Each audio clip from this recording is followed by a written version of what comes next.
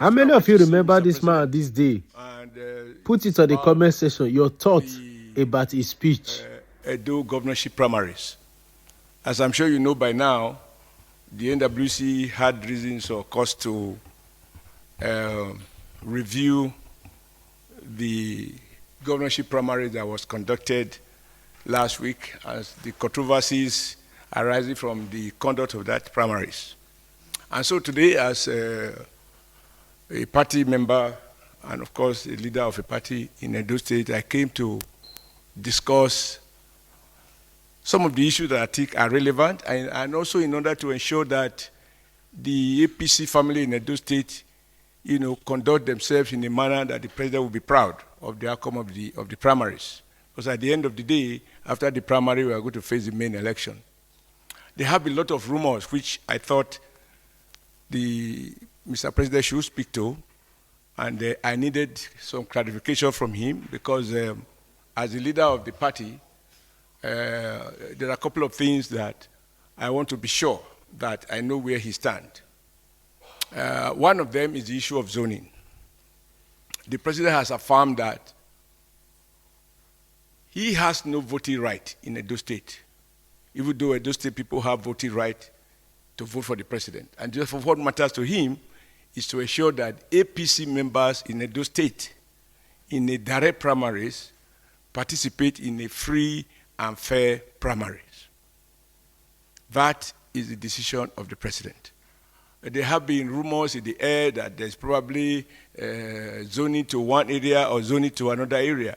The president said, as far as it's concerned, it's committed only to free and fair primaries, not based on zoning. Because you don't do zoning at the eve of a primary. If there's going to be zoning, those involved in the decision, we have to be so comprehensive that the people of the state, understand it. Number two, if you are zoning, you will not allow people who are not from the particular zone to procure forms. Now, the National Secretariat of the party is on record as having issued a statement which was widely used to the effect that the APC governorship ticket was open to anyone who is eligible to procure the nomination form, which was why at the end of the day, we have 12 candidates that procured the form. So the key issue in my conversation with Mr. President is that the primaries that had been rescheduled for tomorrow to continue is not based on, and will not be based on zoning. It will be based on free and fair primaries. It's a continuation of the exercise that had some challenges arising from an individual proclaiming himself as a returning officer, which is completely strange to the rules of the party, which has led to what the media has widely reported as two factions emerging. So that's it. I have the authority of the president to address the press on this matter because of the various lies and half-truths. Now, what is fair in a democracy is not for any man, including the president, single-handedly imposing anyone. The fairness of a process is determined by whether or not the candidate that emerged is the true choice of the electorate, of the APC members. And that's where the president stands. Now, when you choose to single out at those stages, you are just being unfair. Is it not the same APC where recently in Kogi State, you have back-to-back, somebody from one senatorial zone succeeding the other? Why is there no difference? In Benue State, since 1999, you've had only people from one part, one particular language, the thieves, that have produced governors after governors since 1999. Are you about to change the rules? In any case, who are you and I to dictate to Edo APC members where their candidate must come from? If you impose a candidate, as some of you want to suggest, when you go for the election proper, are you going to tell people to vote based on your own privilege, elite consensus of turn-by-turn democracy? We are not for turn-by-turn democracy. And I have been in Edo politics since 2007. I won the election against what PDP considered to be their preferred area. Only the people of Edo State, in this case, at this stage, the people of APC that can nominate the candidate. I have the authority of the president to clarify this. His name should not be used recklessly by people who are afraid of free and fair election. What I'm committed to is that in a democracy, majority must necessarily have their way. You can't do it otherwise. There's no sentiment about it. Fairness means that the outcome is a reflection of the will of the people. Fairness is not when you allocate. This turn-by-turn democracy kill fairness. So I will stop here to talk if I didn't have that discussion. I need to have that discussion so that Edo people will feel, Edo APC, at the level of the primaries, we feel free. And let me ask you, in all fairness, is democracy imposing a smaller number on a bigger number? Look at the demographics. I don't like to talk ethnicity because for me that is not it. And I don't really care what some people say, Oshiomhole say. Everybody calls to me and say, I need you to endorse me. Please, I'll be loyal to you. And I'm saying, I'm not the project. I work to earn, as I speak, I am not a governor. Right? By the time I contested election to the Senate, I have been removed as the national chairman of APC. They could remove me from the office, but they could not remove my fighting spirit. And I'm back because I have my people with me. Some of you recall that at that time they allege that my people from my ward have lost confidence in me. But I went back to the polls, and the people of Edo North reposed confidence in me.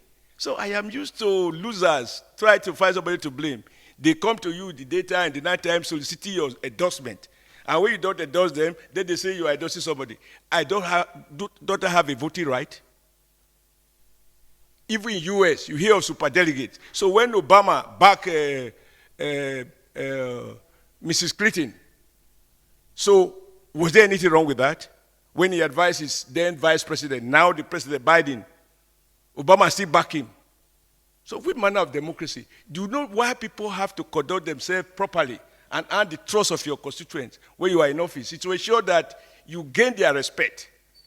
So when you tell them go this way, those who look at what you have done before will say, I think there is wisdom in it. I have worked hard as a minority person myself to win the governorship of Edo State without zoning.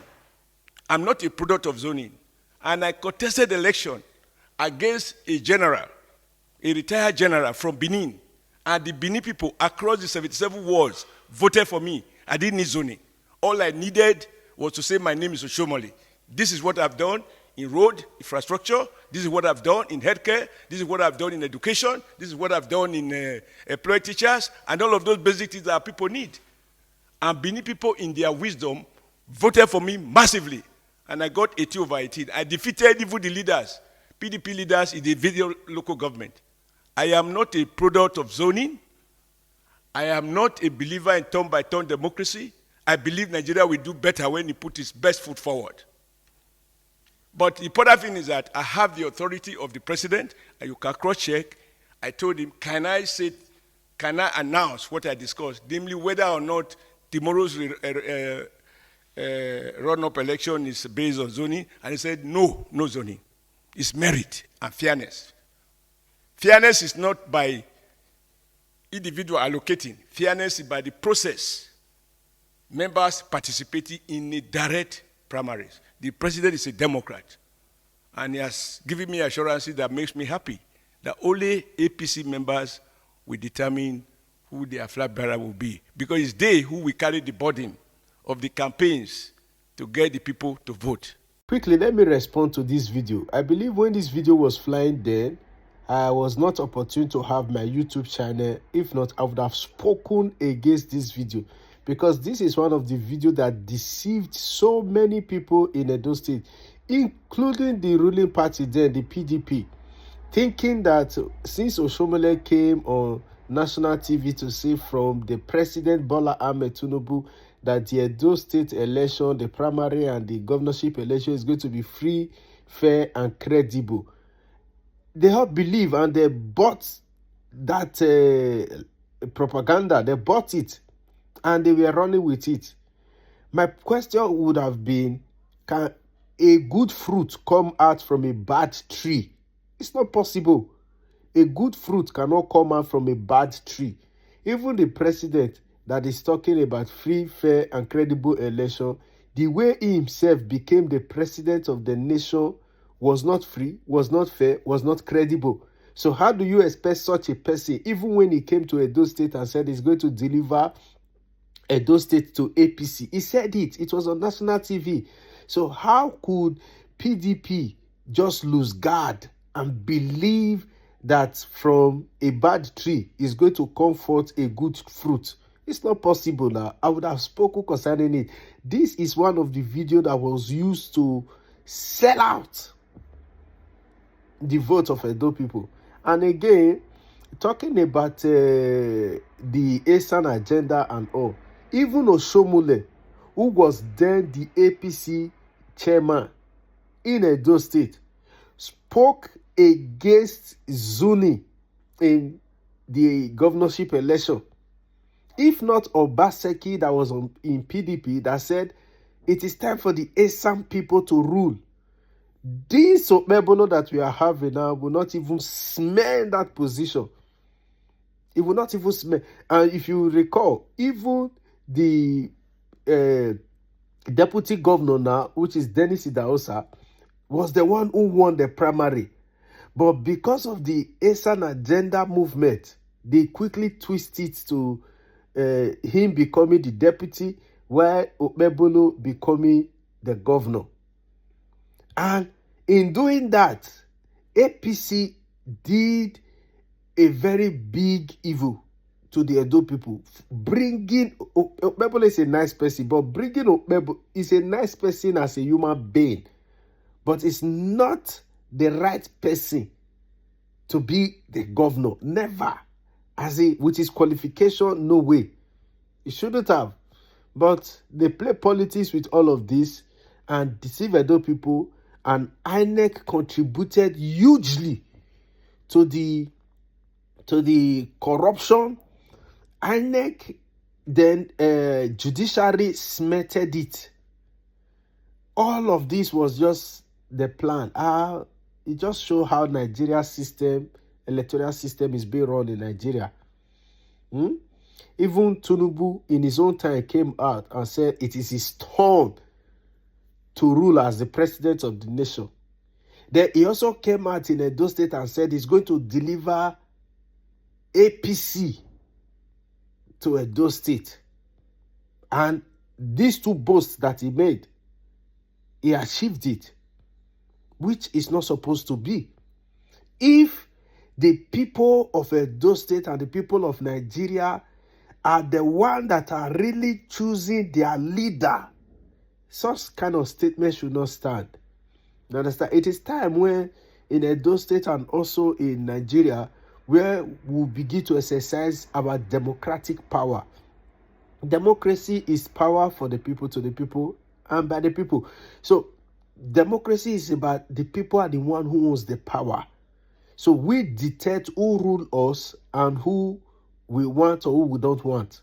So it is time when we begin to channel our energy on gaining back our power. The power of the people in democracy in Nigeria and Edo State, we have sold it to these politicians who are heartless. We have sold it to them. So it is time we will begin to win back this power, this our right, so that when we tell a governor this is what you should do, they will not deviate from it because they know, and people will get power and they talk so. It is time.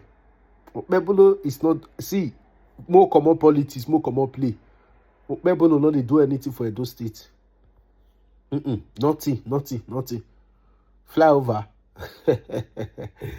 Flyover, I want to put money for our pocket. No. The flyover be job opportunity. No. Nothing. Apart from maybe some road when they open for ASAN Central. What they really do for Edo State?